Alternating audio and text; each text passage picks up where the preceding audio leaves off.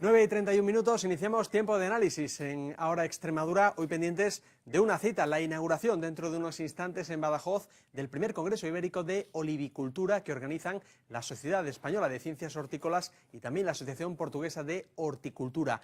Nos acompaña uno de los ponentes, el investigador de ZEX, Alfonso Montaño. ¿Qué tal? Buenos días. Hola, buenos días. Y también tenemos al otro lado de la mesa para hablar de este y otros asuntos y ofrecernos varios puntos de vista, Julián Moraliseda, Rocío Romero y Fernando León. Buenos días. Buenos días. Bueno, pero lo primero, vamos a hablar de ese Congreso Ibérico de Olivicultura y lo primero, Alfonso Montaño, queríamos preguntarte cómo está el sector de la olivicultura en Extremadura. Pues yo soy de las personas que menos suave soy muy exigente y se puede hablar de que ahora mismo esta campaña Extremadura está en su mejor momento histórico, cualitativa y cuantitativamente, porque estamos alcanzando una cuota de producción muy elevada, estamos con una cosecha récord de más de 70.000 toneladas y cualitativamente en calidad de los aceites que estamos teniendo estamos mejorando, incrementándolo notablemente y no tenemos nada que envidiar a otras regiones del mundo y por ejemplo como Andalucía, que es puntera en este tema. Y la pregunta que se va a hacer en el Congreso es el futuro de la olivicultura en España y en Portugal, y aquí concretamente en Extremadura, ¿por dónde pasaría ese futuro? El futuro es bueno, porque un sector de grasas, hoy en día que estamos controlando todo el consumo de grasas, que en 20 años ya ha crecido un 33% el consumo mundial, no se puede hablar de crisis. Es decir, todo lo que producimos se consume, y se consume gracias a que la gente es consciente de que el aceite de oliva y su máximo exponente, el aceite de oliva virgen extra, es la mejor grasa nutricional que existe. El futuro es prometedor, pero tenemos que trabajar sobre todo en el conocimiento del consumidor. El consumidor, pues, hay que entender que estamos es un tipo de grasa que viene de la aceituna, que se denomina vulgarmente como aceite de oliva, y es una de las categorías que alberga. Nosotros de la aceituna podemos tener virgen extra, virgen, un aceite que no es comestible, que hay que refinar y quitarle ese mal sabor, mal color y mal olor, que es el aceite de oliva refinado, y se le echa un poquito de virgen para darle sabor, color y olor, y es el aceite de oliva. Entonces tenemos virgen extra, virgen y aceite de oliva. El consumidor tiene que saber y diferenciar estas categorías. Cuando el consumidor sepa valorar mejor el virgen extra como la mejor grasa nutricional, vamos a conseguir mejor diferencial de precio, mayor cuota de venta, y esa libertad del consumidor a la hora de elegir es lo que va a demandar ese aceite de calidad y es lo que va a tirar sobre todo al sector a producir mejor y mejor calidad. Entonces el consumidor y el conocimiento es donde está el futuro del sector del olivar. Bueno, pues vamos a ir precisamente a ese congreso que va a arrancar, como decimos, en unos instantes en la Facultad de Ciencias Económicas y Empresariales de Badajoz. Se encuentra nuestro compañero Cristian Polanco. Buenos días. Buenos días, pues hay muchos datos claves que nos dan muestra de que este congreso tiene el éxito escrito en la piel del olivar. Se han presentado más de 130 comunicaciones científicas, investigaciones sobre los últimos avances en el cultivo del olivar, sobre la aceituna de mesa, sobre el aceite de oliva virgen, sobre su promoción. Otro de los puntos es que es ibérico. Aquí presentan ponencia los investigadores más prestigiosos de España y de Portugal. España es el primer productor mundial en aceite, representa el 40% de la producción mundial, y en Portugal el cultivo se está extendiendo cada vez más. Uno de los puntos clave también que denota el éxito de este Congreso Ibérico es precisamente el cierre. Será una visita técnica a una finca, a una herdade en Portugal, para ver su plantación de olivo superintensivo. Gracias, Cristian. Pues en este caso España y Portugal comparten retos comunes en cuanto a la olivicultura. Exactamente. De cierta manera, Portugal y España hemos permanecido unidos durante prácticamente casi toda la historia. Y en la cuestión del olivar, Portugal es uno de los países que está creciendo más, no solamente en cantidad de producción, sino en calidad. Mucho de ese capital que está invirtiendo en los nuevos olivares en Portugal es de capital español, las cuales se estamos extendiendo allí los cultivos superintensivos, muchas almazaras nuevas están modernizándose y sacando aceite de gran calidad. Y yo creo que vamos en todo, en cuestión de pareja, somos una pareja de producir mucha cantidad y mucha calidad también. ¿Y cree que el consumidor aprecia esas cualidades del aceite, de las distintas variedades que nos ha explicado? Sí y no. Cada vez hay mayor preocupación del consumidor de saber qué consume. Y un hecho es que, por ejemplo, en Extremadura se consume más aceite de oliva vírgenes que aceite de oliva, es decir, que el refinado. Después de Andalucía es la segunda comunidad autónoma que lo hemos conseguido hace 2 años. Por tanto, el consumidor sabe que los aceites de oliva vírgenes son los mejores de calidad. pero no obstante el diferencial de precios, la situación económica ha influenciado y ahora el consumidor, pues, en vez de apostar por el aceite de oliva virgen extra, que es la máxima calidad, está derivando su consumo hacia el aceite de oliva virgen.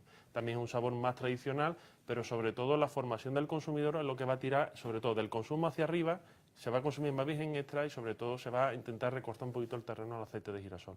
Y para eso hay que saber catar aceite. ¿Cómo se hacen las catas de aceite? Las catas de aceite, tenemos aquí el instrumental. Nosotros, las catas profesionales, utilizamos este tipo de copas, que es azul. ¿Por qué? Porque el color no es un parámetro de calidad técnico, sí para el consumidor, en la cual pues sí tiene la libertad de elegir un determinado tipo de color. Tiene esta forma para recoger los aromas, este vidrio para que los aromas no se pierdan. Y nosotros lo que tenemos que hacer es, primero, un contacto olfativo.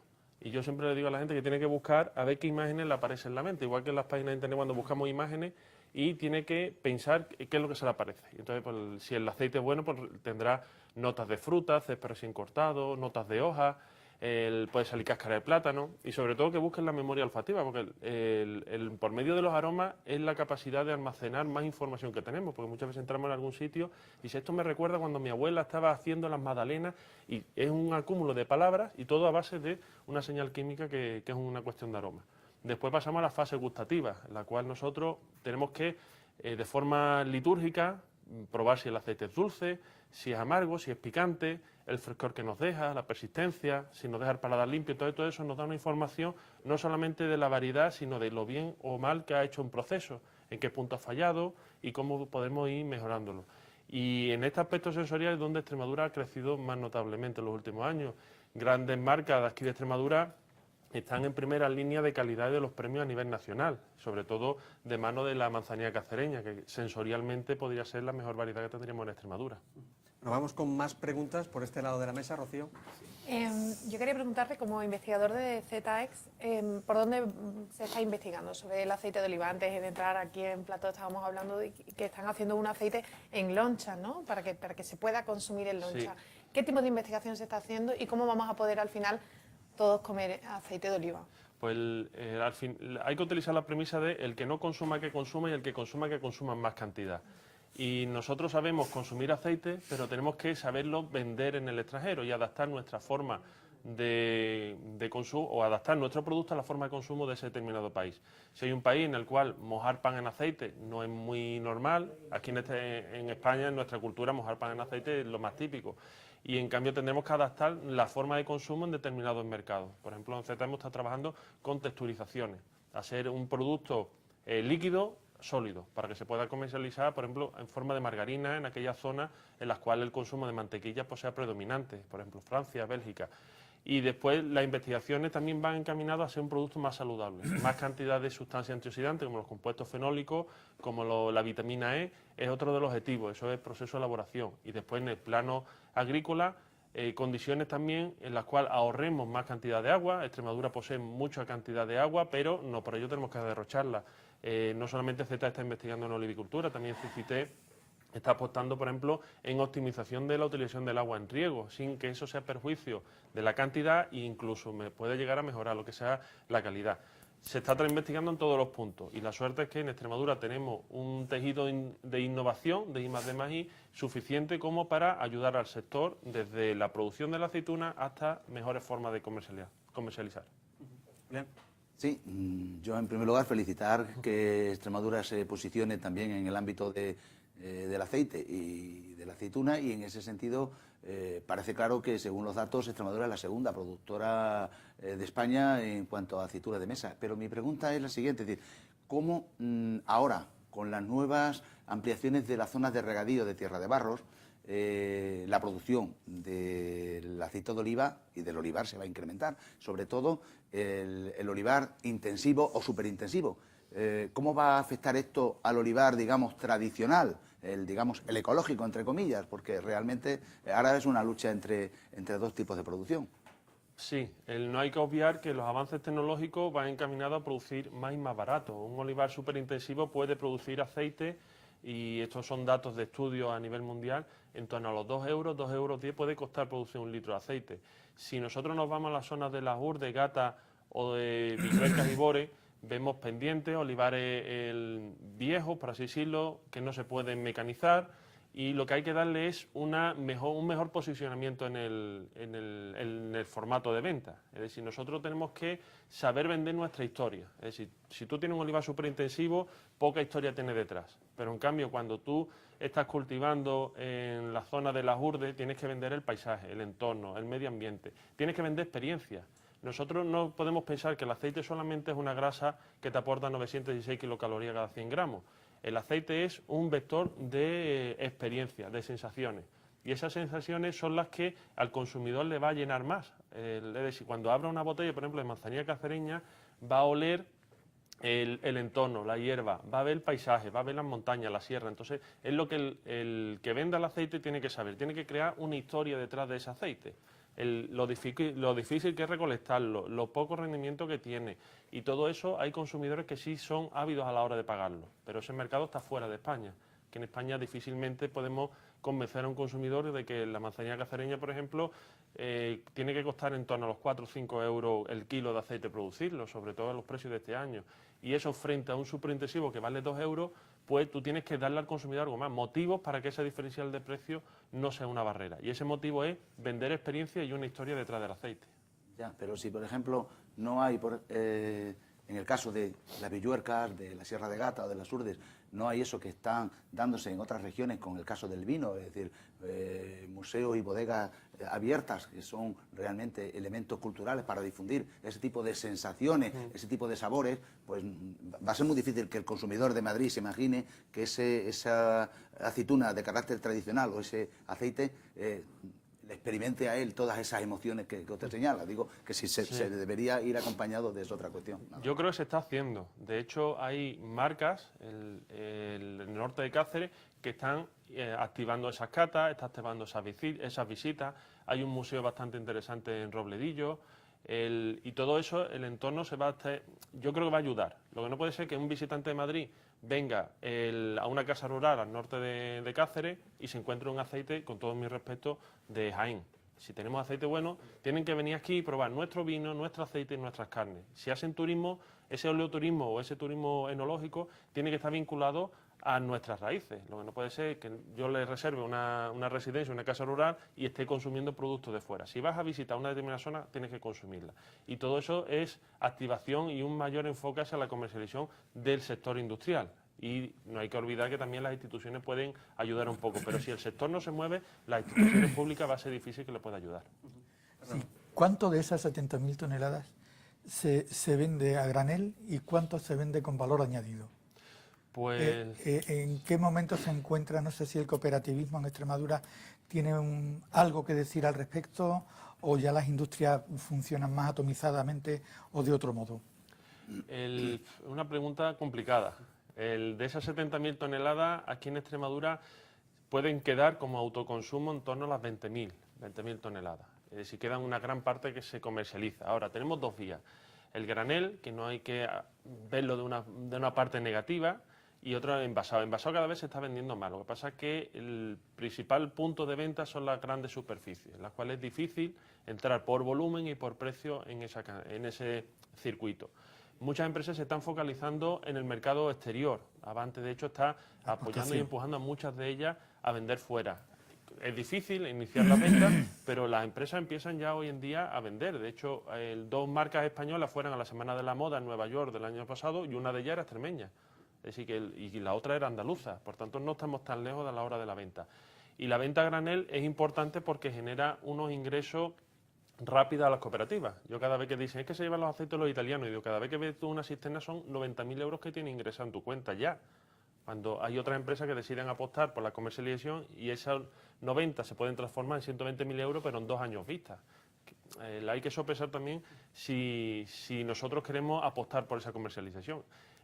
Hoy en día sí es suficiente, quizás no, pero es que es muy complicado que puedan salir.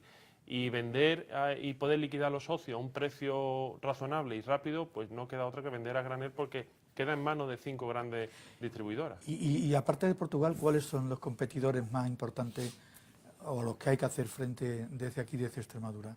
Yo creo que hacer frente no, tenemos que ir con ellos. Y después Portugal es un buen aliado. Si uno va a una feria se da cuenta de que no existen enemigos entre distintas marcas, se apoyan entre ellos. y sí se está haciendo una estrategia de fomentar o mejorar la marca España fuera de nuestro territorio. El principal competidor es Italia, al cual poquito a poco le vamos comiendo terreno, esa fama de los aceites italianos, y cada vez España está mejor vista.